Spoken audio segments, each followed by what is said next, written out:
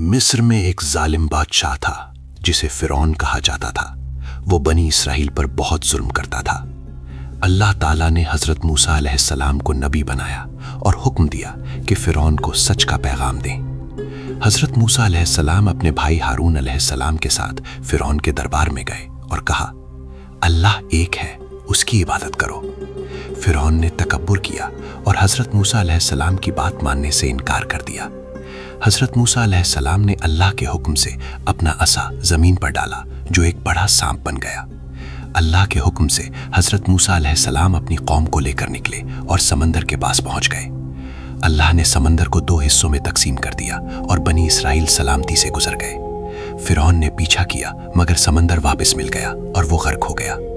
अल्लाह पर यकीन रखने वाले कामयाब होते हैं। जुल्म का अंजाम हमेशा बुरा होता है। सब्र और ईमान से मुश्किल आसान हो जाती है।